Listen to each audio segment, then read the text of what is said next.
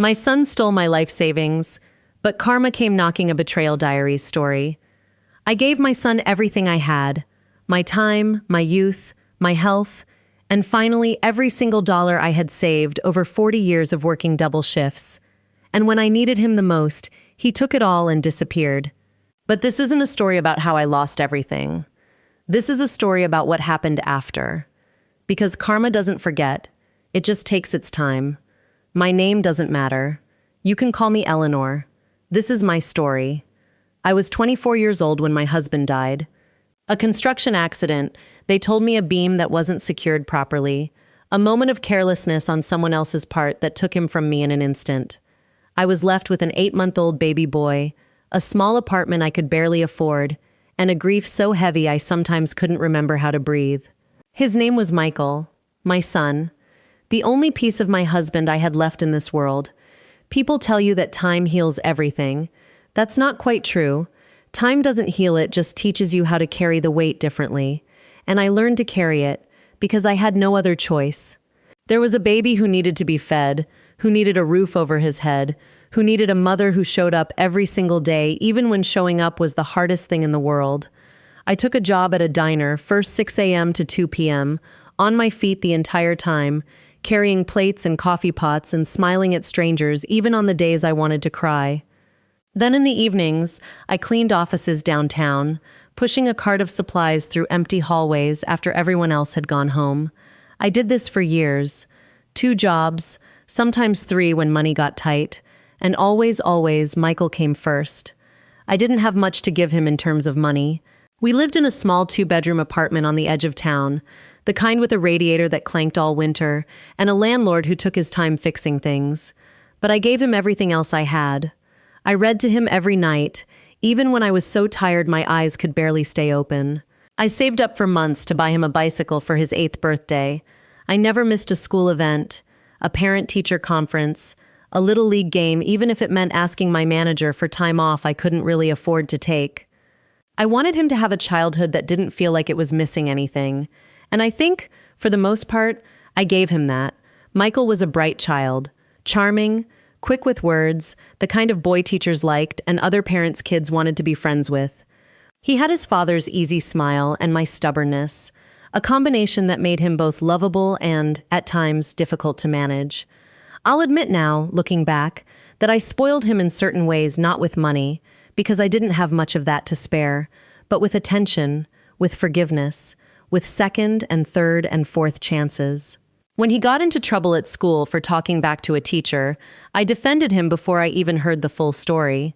When he broke a neighbor's window playing baseball and lied about it, I believed him over the neighbor, even though some part of me suspected the truth.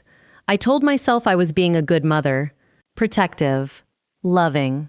What I didn't realize, not for many years, was that I was also teaching him that consequences were negotiable, that if he was charming enough, sorry enough, convincing enough, the people who loved him would always find a way to excuse what he'd done. He grew into a handsome young man, full of plans and big dreams. He talked about starting his own business one day, about making enough money that I would never have to work another double shift in my life. "I'm going to take care of you, Mom," he used to say. "Just wait. One day you won't have to worry about anything." I believed him. Of course I believed him. He was my son, and a mother's love doesn't come with a built-in lie detector. While Michael was building his dreams, I was building something quieter, something that took decades instead of overnight success, a savings account. It started small, $5 here, $10 there, whatever I could set aside after rent and groceries and the endless list of things a growing boy needed. As Michael got older and needed less, I was able to save more. I picked up extra shifts. I clipped coupons. I never took vacations, never bought myself anything I didn't absolutely need. My coworkers used to tease me gently about wearing the same coat for 11 winters in a row. "Eleanor, treat yourself once in a while," they'd say. But I had a plan. I wanted security. I had watched too many people my age work themselves into the ground and end up with nothing to show for it, dependent on relatives, worried about medical bills, frightened of what would happen if their health failed and there was no cushion to catch them. I didn't want that life. I wanted to be able to take care of myself, no matter what happened. And more than that, I wanted to have something to leave behind for Michael, for his future children, for a family that might one day need a little help getting started. By the time I turned 63, after nearly 40 years of careful saving, sacrificing, and compound interest doing its slow, patient work, I had accumulated $340,000. It wasn't a fortune by some people's standards, but to me, it represented every double shift, every missed vacation, every year of wearing the same coat. It represented safety. It represented a lifetime of choosing the future over the present, again and again and again. I finally retired from cleaning offices at 65. I kept the diner job a little longer because I liked the people there, liked the rhythm of it, liked feeling useful. But for the first time in my adult life, I wasn't worried about money. I had built something. I had done it alone, and I had done it well. I felt, for the first time in decades, like I could breathe. Michael was 31 when he came to me with what he called the opportunity of a lifetime. He'd been working in sales for a few years, bouncing between jobs, always talking about how he was meant for something bigger than a cubicle and a commission structure. I loved that ambition in him. It reminded me of his father, who had also dreamed big, who had also believed that hard work and a good idea could change everything. He sat across from me at my kitchen table, the same table where I'd helped him with homework, where I'd bandaged his scraped knees, where I'd celebrated his high school graduation with a cake I baked myself, because we couldn't afford a bakery one. He had a folder full of papers, printouts, projections. He talked for almost 2 hours about a real estate investment opportunity, a chance to get in early on a development project that a friend of his was launching. He used words like guaranteed returns and ground floor opportunity, and this could change both our lives, Mom. I listened to every word. I watched his eyes light up the way they used to when he was a little boy, showing me a drawing he was proud of. And somewhere in that conversation, the caution I might have felt from anyone else simply wasn't there. Because this wasn't anyone else. This was my son. "How much would you need?" I asked. He hesitated, or maybe now, looking back, I just want to believe he hesitated, because it makes the memory easier to live with. I was thinking, if you really believed in it, maybe $200,000? I know it's a lot, Mom, but I wouldn't ask if I wasn't sure. "And I'll pay you back with interest. This isn't a loan, it's an investment. You'll get more back than you put in." $200,000. More than half of everything I had saved in 40 years of working. I told him I needed a few days to think about it. I didn't sleep much during those few days. Part of me, the part shaped by decades of counting every dollar, of understanding exactly how hard money is to earn, and how easy it is to lose, knew that handing over that much money, even to my own son, carried real risk. I thought about calling a financial advisor. I thought about asking to see more documentation, meeting this friend who was launching the development project, having a lawyer look over the paperwork. But then I thought about Michael as a little boy, asking me if Daddy was watching him from heaven. I thought about all the nights I promised him that things would get better, that we would be okay, that I would always take care of him, and now here he was, a grown man, asking me to believe in him the way he had always believed in me. I thought, what is all this money for, if not for my son's future? I had spent my whole life saving for security and wasn't helping my child build a life exactly what that security was supposed to be for. I called him on a Thursday evening. "I'll do it," I said. "I believe in you." I could hear the smile in his voice. "You won't regret this, Mom. I promise you, this is going to change everything." He was right about that, though not in the way either of us expected. The following week, Michael came over with more paperwork and agreement, he said, so everything would be official and I'd have proof of the investment.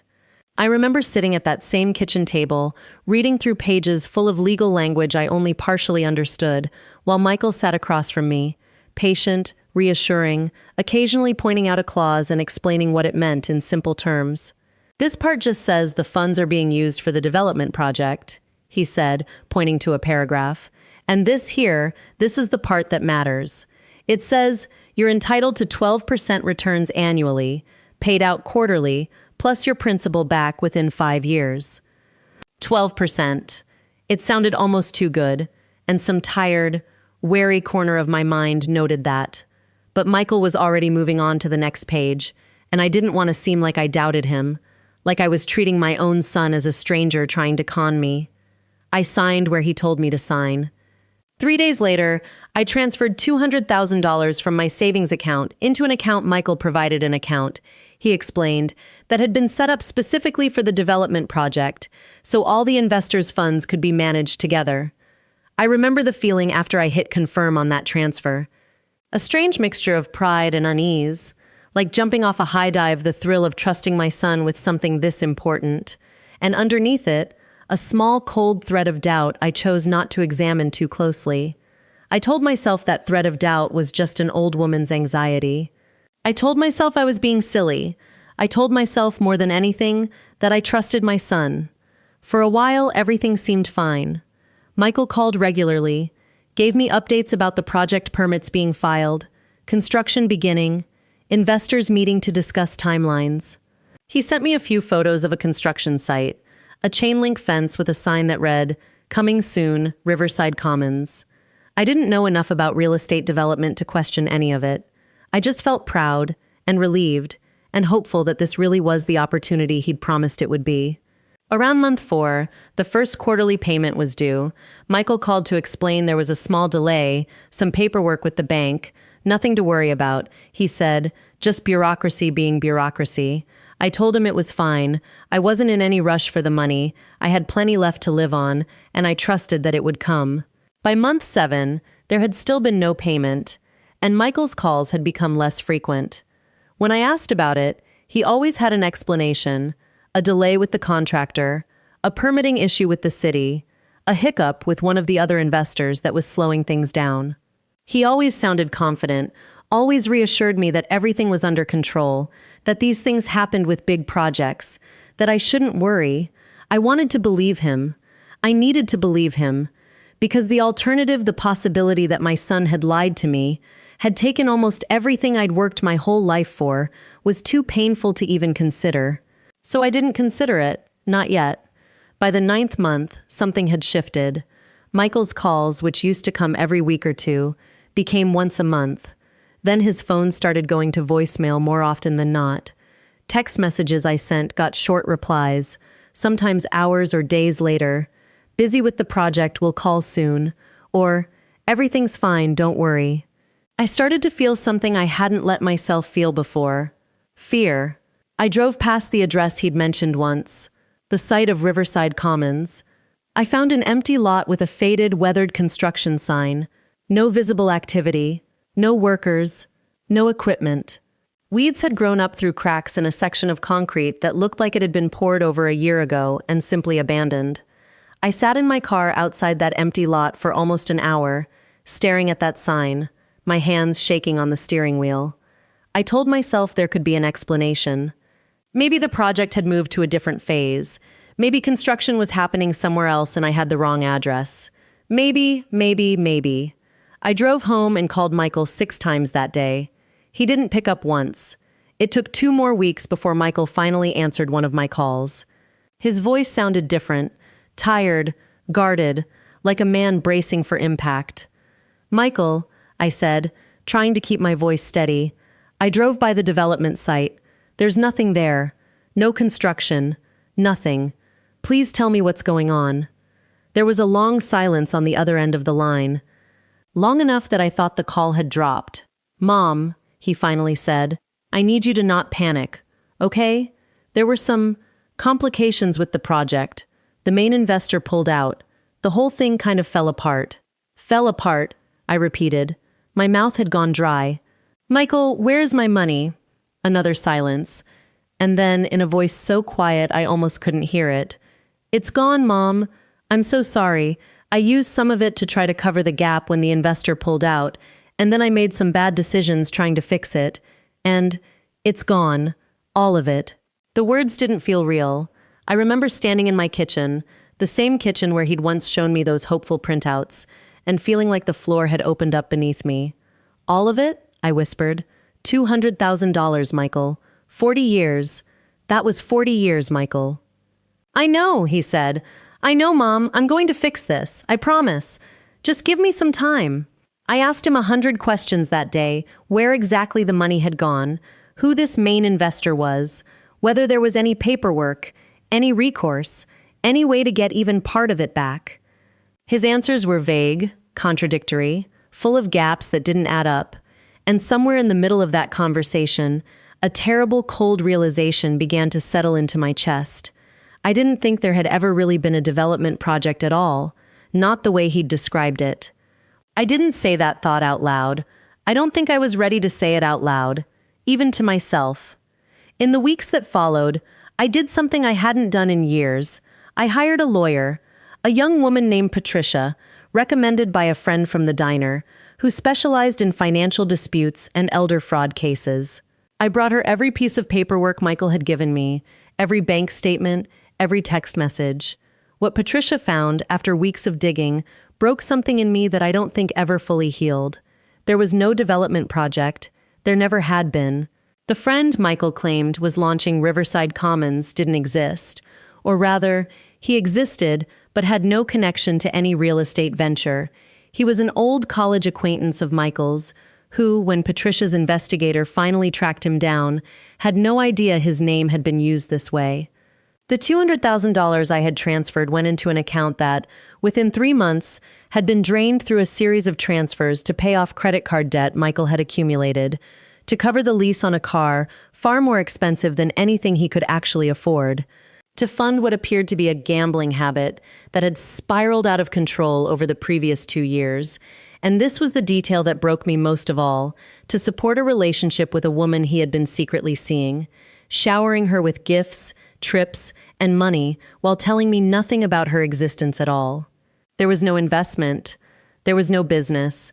There was only my son, drowning in debts and secrets of his own making, who had looked his mother in the eye and constructed an elaborate story to get his hands on the one thing standing between him and financial ruin, my life savings. I sat in Patricia's office as she explained all of this, and I felt something I had never felt about my own son before. I felt afraid of him. Not physically, but afraid of what he was capable of, afraid of how easily he had lied to me, afraid of how little my 40 years of sacrifice had actually meant to him in the moment he needed money. After the $200,000 was gone, I still had $140,000 remaining from my original savings money I had kept separate, in a different account, for emergencies and daily living expenses. It wasn't nothing, but it was a fraction of what I had built, and at 68 years old, with no income beyond a modest Social Security check and no more decades left to rebuild what had been taken, it felt like standing on solid ground that had suddenly become very small. I stopped answering Michael's calls, not out of anger, exactly, though the anger was there, simmering beneath a grief so profound it sometimes made it hard to get out of bed, but because I genuinely didn't know what I would say to him. Every version of the conversation I imagined ended the same way, with me asking why, and him having no answer that could possibly be enough. He texted for a while, apologies at first, long messages about how sorry he was, how he was going to make it right, how he loved me and hadn't meant for things to go this far. Then, when I didn't respond, the messages became something else, justifications, almost. Reminders that he was going through a hard time too, that he hadn't meant to hurt me, that I was being cold by cutting him off when he needed support. I remember reading that particular message, the one where he suggested that I was the one being unreasonable, and feeling something inside me go very quiet and very still. 40 years of sacrifice, and in the end, I was the one who needed to be more understanding. I put my phone away and didn't look at it again for 3 days. That winter was the hardest of my life, harder, in some ways, than the year my husband died, because at least then, I had grief without betrayal. This was different. This was grief tangled up with anger, with humiliation, with the particular pain of realizing that someone you loved more than your own life had looked at your vulnerability and decided to exploit it. I didn't tell many people what had happened, at least not at first. Shame is a strange thing even when you've done nothing wrong. It finds a way to settle into your chest and convince you that somehow you should have known better, should have protected yourself better, should have been smarter. I stopped going to the diner as often, not wanting to answer questions about why Michael hadn't visited, why I seemed different, quieter, smaller than before. I spent a lot of that winter sitting alone in my apartment, going over every conversation, every decision, looking for the exact moment I should have said no, should have asked more questions, should have trusted that quiet thread of doubt instead of pushing it away. I couldn't find peace in any of it. I just found more reasons to blame myself for loving my son too much, for trusting too easily, for wanting so badly to believe he had grown into the man I'd always hoped he would be. There were nights I cried until I had no tears left. There were mornings I woke up and, for just a moment, forgot and then remembered, and had to relive the loss all over again. I was not okay. I want to be honest about that, for anyone watching this who has been through something similar. I was not okay for a long time. It was early February when everything started, slowly, to shift not because of some dramatic turning point, but because of a small, quiet act of kindness from someone I barely knew. Her name was Rosa. She worked the counter at the pharmacy near my apartment, a woman maybe 15 years younger than me, always cheerful, always remembered how I liked my coffee from the machine near the register even though I only bought it occasionally as a small treat to myself. One day, picking up a prescription, I must have looked as hollowed out as I felt, because Rosa came around the counter, something she never did, and asked if I was all right. I don't know what came over me. Maybe it was the accumulated weight of months of silence, but I told her. Not everything, not all at once, but enough. Enough that she understood a woman had been badly hurt by someone she loved. Rosa didn't offer platitudes. She didn't tell me everything happens for a reason, or that time heals all wounds, or any of the things people say when they don't know what else to say. She just listened. And at the end, she said something I've carried with me ever since. You didn't lose yourself, Eleanor. You lost money. That's terrible, and I'm so sorry. But you, the woman who raised a son alone, who worked 2 jobs for decades, who built something out of nothing, that woman is still here. He didn't take her. He couldn't. I don't know why those particular words broke through when so many other kind gestures from other people hadn't. Maybe it was simply time. Maybe I was finally ready to hear it. But something in me shifted that day. Some small ember of the woman I used to be, resourceful, resilient, capable of building a life from almost nothing, began to glow again. I started going to a grief support group the following week, one that Rosa mentioned met at a community center not far from my apartment. It wasn't specifically for what I was going through. Most of the people there were mourning the deaths of spouses or parents, but grief, I learned, doesn't care much about the specific shape of its cause. Loss is loss. And in that room, surrounded by other people carrying their own heavy things, I finally started to feel less alone. I want to be honest, rebuilding wasn't a straight line, and it wasn't fast. There were setbacks. There were days the grief came back in full force, ambushing me in the cereal aisle of the grocery store, or in the quiet of a Sunday afternoon when the apartment felt too empty and too silent. But I also started doing things, small things at first, that reminded me I still had agency over my own life. I went back to the diner more regularly, not because I needed the money desperately, but because I needed the routine, the human connection, the feeling of being useful and capable. I also did something I probably should have done from the very beginning. I sat down with Patricia, my lawyer, and we went through my remaining finances carefully, rebuilding a budget, understanding exactly what I had and exactly what I needed to live comfortably for the rest of my life. It wasn't the $340,000 cushion I had built over 40 years, but $140,000, carefully managed, combined with Social Security and a part-time income, meant I would be okay. Not wealthy, not able to leave behind the kind of inheritance I had once dreamed of, but okay, safe, secure enough. I started volunteering at the community center where my grief group met, helping organize meals for other seniors in the neighborhood who lived alone, some of whom had even less than I did. There was something healing about that work, about taking the pain of what had happened to me and turning it, in some small way, into care for someone else. Slowly, month by month, I began to feel like myself again. Not the same self as before. You don't go back to who you were before a betrayal like that. Not entirely. But a new version of myself. One that had survived something terrible and was still standing. I didn't hear much from Michael during this time, and honestly, I didn't seek information about his life either. But small pieces reached me anyway. the way they do in families and small towns, a mutual acquaintance mentioning something in passing, a cousin asking carefully if I'd heard from him lately. From what I gathered, piece by piece, Michael's life after taking my money hadn't turned into the fresh start he perhaps imagined it would be. The relationship he had been secretly funding the one Patricia's investigation had uncovered ended not long after the money ran out. It seemed, from what I heard, that the woman had been drawn more to what Michael's money could provide than to Michael himself, and once the money dried up, so did her interest. He lost the expensive car soon after, unable to keep up with payments once he no longer had my funds to draw from. I heard he moved apartments twice in less than a year, each place smaller and further from the city center than the last. I felt strange hearing these things, not quite satisfaction, not quite sympathy, but some uncomfortable mixture of both.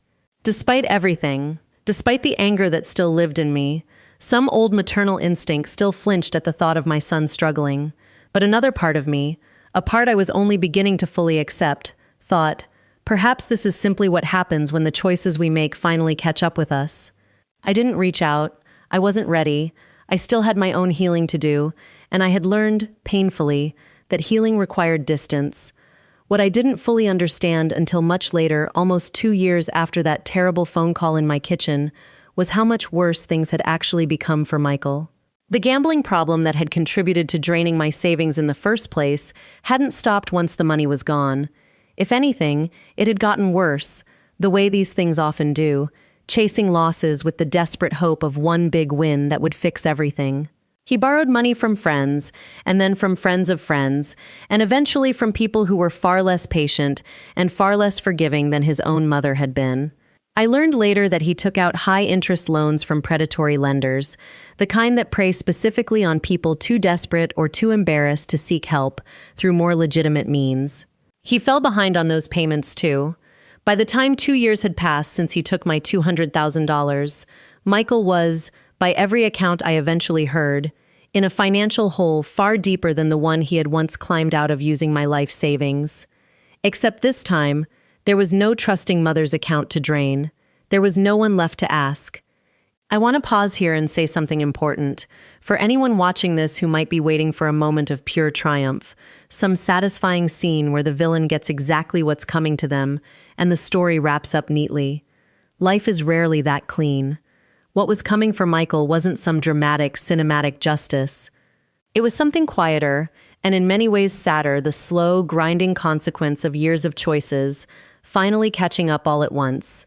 It was almost 3 years to the day since I had transferred that $200,000 when Michael called me again, out of nowhere, on a Tuesday evening in early spring. I almost didn't answer. In the years since our estrangement, I had built a life that, while not free of the scar he'd left, no longer revolved around waiting for him to make things right. I had my volunteer work, my small but steady group of friends from the support group, a rhythm to my days that felt, for the first time in a long while, peaceful. But something made me pick up the phone that evening. His voice, when I heard it, sounded different than I remembered, thinner somehow, worn down. "Mom?" he said, and then there was a long pause, like he didn't quite know how to continue. I don't even know how to start this conversation. I didn't say anything. I let the silence sit there, the way I had learned to do in my support group, giving space instead of rushing to fill it. "I'm in trouble, Mom," he finally said. "Real trouble. I owe people money, a lot of money, and they're not the kind of people you can just not pay. I've lost the apartment. I've been staying with a friend, but he says I need to find somewhere else by the end of the month. I don't have anywhere else to go." I sat very still, holding the phone, feeling a strange, heavy calm settle over me. Not the panic I might have felt 3 years earlier, the reflexive rush to fix everything for my child, no matter the cost to myself. Something else. Something that felt, oddly, like clarity. "Michael," I said, "do you understand what you did to me?" Another long silence. "Yes," he said quietly. "I understand now." I didn't for a long time. I told myself so many stories about why it was okay, why I'd pay you back eventually, why it wasn't as bad as it seemed. But losing everything myself, it's shown me exactly what I did to you. I'm not calling to ask you to bail me out, Mom. I know I don't deserve that. I'm calling because I don't know who else to talk to, and because I owe you an apology I should have given you 3 years ago. I want to tell you honestly what I felt in that moment, because I think it's important, and I think it's more complicated than a simple story of forgiveness or a simple story of rejection. Part of me wanted to hang up the phone. Part of me wanted to remind him of every night I cried myself to sleep that first winter, every conversation with Patricia going through the wreckage of what he'd done, every time I had to recalculate my retirement, my security, my future, because of choices he had made to feed his own selfishness and secrets. But another part of me, the part that had spent 3 years in a support group learning about grief and healing and the difference between forgiveness and forgetting, recognized something in his voice that hadn't been there 3 years earlier. Not manipulation, not another elaborate story designed to extract something from me. Just a broken man, finally facing the truth of what he'd done, with nowhere left to hide from it. "Michael," I said, "I'm not going to give you money. I want to be very clear about that before we say anything else. That chapter of trust between us is closed, and I don't know if it will ever fully reopen. You need to understand that what you did wasn't a mistake, like forgetting an anniversary or losing your temper once. You planned it. You lied to me, over and over, for months, while I was grieving and confused and desperately wanting to believe in you." "I know," he said, and I could hear that he was crying. "I know, Mom. I'm not asking you to forget that. I'm not even asking you to forgive it. Not right now. I didn't want to go through this without at least telling you the truth. All of it. You deserve that much, even if it's 3 years too late." We talked for almost 2 hours that night. He told me everything, the full extent of the gambling, the debts, the collapse of the relationship he had hidden from me, the shame that had kept him from reaching out sooner, the rock bottom he had finally hit with nowhere left to fall. I didn't offer him money. I didn't offer to fix his housing situation or pay off his debts or rescue him the way I once might have, instinctively, without a second thought. But I did offer him something else, the name of a financial counselor Patricia had once recommended to me, a support group for gambling addiction that Rosa's husband, it turned out, had attended years earlier after his own struggles. I offered him information, resources, the kind of help that doesn't come with a blank check attached. "I can't fix this for you, Michael," I told him. "I did that once, and look what happened. But I can tell you that there's a way through this that doesn't involve me writing another check. It's harder, it'll take longer, but it's real. I won't pretend that one phone call fixed everything between us, because it didn't. Trust, once shattered as completely as ours had been, doesn't rebuild itself in a single conversation, no matter how honest that conversation is." Over the following year, Michael slowly began rebuilding his own life, not because I gave him a check, but because, for the first time, he had to face the consequences of his choices without his mother standing between him and the full weight of them. He attended the support group I told him about. He got a job, a modest one at first, doing warehouse work, nothing like the big dreams he'd once described to me across my kitchen table. He worked out a payment plan with the people he owed money to, moved into a small studio apartment he could actually afford, and slowly, methodically, began climbing out of the hole he had dug, both the financial one and, I think, a deeper one that had more to do with who he had let himself become. We talked occasionally during this time, careful, measured conversations, nothing like the easy closeness we'd once had. I wasn't ready to fully open the door back up, and honestly, I'm not sure I ever will be. Not completely. But I watched from a careful distance as my son did something I hadn't been sure he was capable of. He took responsibility, without expecting a reward for doing so. About 18 months after that first phone call, he asked if he could see me in person. I agreed, cautiously, and we met at a small cafe near my apartment neutral ground, nothing like the kitchen table, where so much had once gone wrong. He looked different. Thinner, a little older around the eyes, dressed simply, none of the expensive things he used to surround himself with. He didn't ask me for anything that day. He just wanted, he said, to look me in the eye and tell me, in person, how sorry he was, not the rehearsed, desperate apology from that first phone call, but something quieter and more solid, built on more than a year of actually changing his life, rather than just talking about wanting to. I think, when people hear a title like Karma Came Knocking, they imagine something dramatic, a villain getting arrested, losing everything overnight, some cinematic moment of comeuppance. That's not quite what happened here, and I think that's important to say honestly. Karma, in my son's case, didn't look like a lightning bolt. It looked like years of a life quietly unraveling because of choices he made, a relationship built on money rather than love, collapsing the moment the money disappeared, a gambling addiction, fed for years by an ever-shrinking pool of resources, finally running out of anywhere left to draw from. Friends and acquaintances who had once been happy to be around his generosity, disappearing the moment that generosity dried up. A slow, grinding loneliness that forced him, eventually, to confront himself in a way he had spent years avoiding.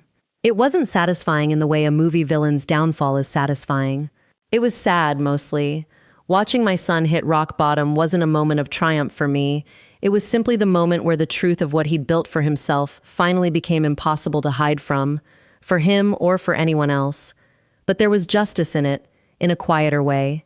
The comfortable life he thought he was buying himself with my $200,000 never materialized.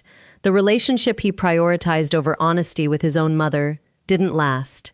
The version of himself he had constructed successful, generous, a big shot with money to spare, turned out to be exactly as hollow as the lies he'd told to fund it.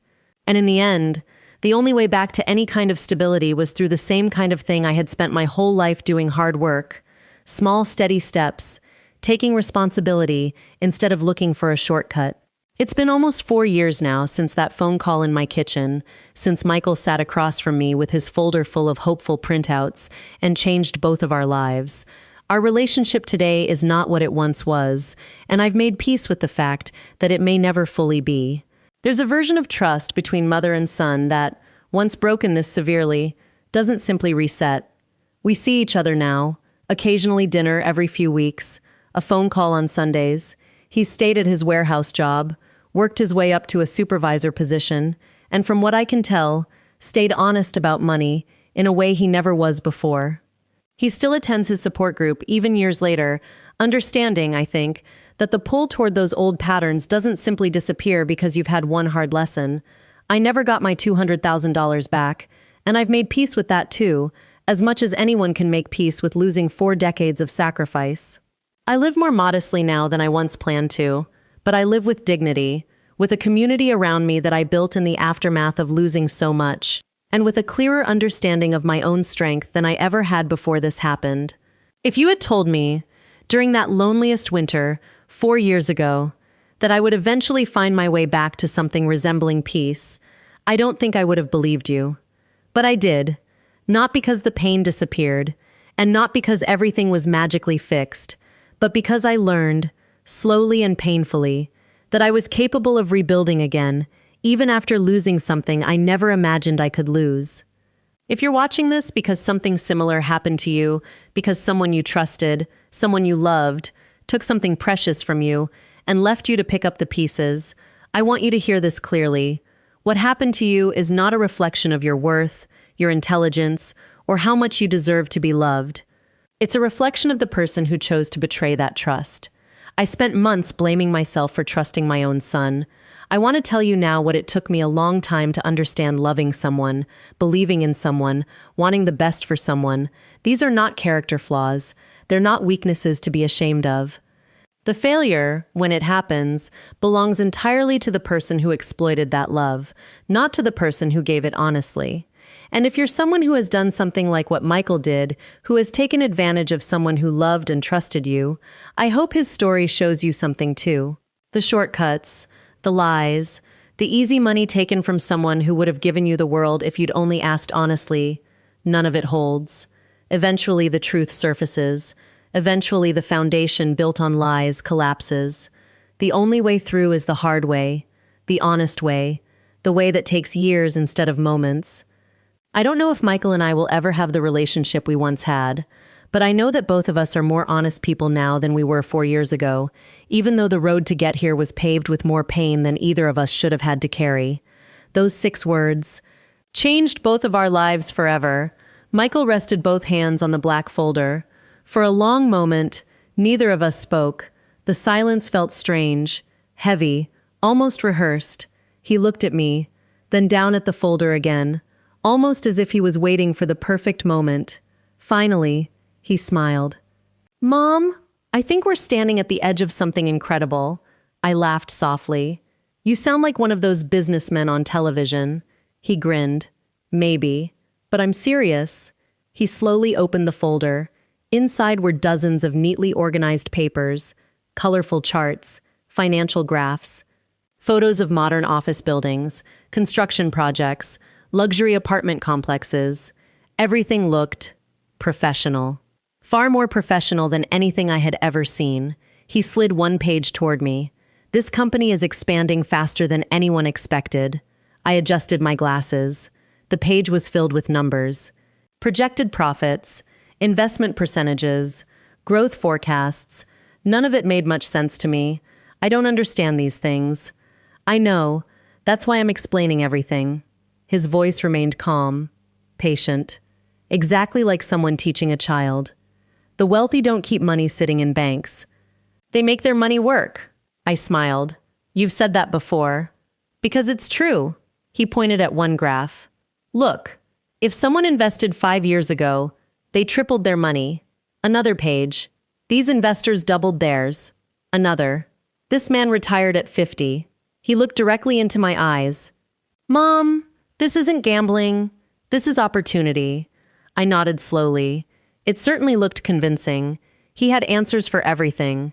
Every chart, every number, every question I hadn't even asked yet. Looking back, that should have frightened me. Real life rarely comes with perfect answers. Scams do. He poured both of us fresh coffee, then sat back down. You know how hard you've worked. I smiled. I've been reminding myself of that lately. You sacrificed everything. I did what mothers do. No. He shook his head. You did more. I watched you work while everyone else enjoyed life. You skipped vacations. You drove the same old car. You fixed everything yourself. You never complained. His voice softened. You deserve more than just surviving retirement.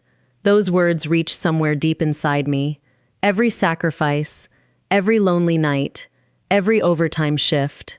He remembered them, or so I thought. He reached across the table, placed his hand gently over mine. I want to give you the life Dad would have wanted. My heart tightened. He rarely spoke about his father. Whenever he did, it always made me emotional. He worked so hard, Michael continued. You worked even harder. It's your turn now. A tear escaped before I even noticed. He squeezed my hand. I hate thinking about everything you gave up because of me. You were never a burden. I know. But you deserved someone taking care of you. I wasn't there. I couldn't. But now, I can. Every sentence felt carefully chosen, gentle, loving, perfect. He opened another section of the folder. This investment requires partners. I frowned. What kind of partners? Private investors. People who believe before everyone else does. He showed me another document. We're buying commercial properties, renovating them, reselling them, huge profits. Everything sounded reasonable, simple, safe. What about banks? He smiled immediately. Banks move too slowly. They want collateral, too much paperwork. Private funding lets us move quickly. Again, an answer waiting before doubt had fully formed. I noticed photographs, clipped inside one sleeve. Michael pointed proudly. These are some of the projects. Beautiful office towers, luxury condominiums, shopping centers, people in expensive suits smiling beside ribbon-cutting ceremonies. I stared quietly. They're beautiful. They're profitable, he corrected, then laughed. So, what do you think? I hesitated. It sounds wonderful, but there it is. He smiled. The but. I looked down. I've never invested before. You invested your whole life. What do you mean? He leaned closer. Every paycheck, every sacrifice, every dollar. You invested in survival. This is simply the next step. His confidence was contagious. That was always Michael's greatest gift. When he believed something, everyone around him wanted to believe it too. I asked quietly, how much would someone need? He paused.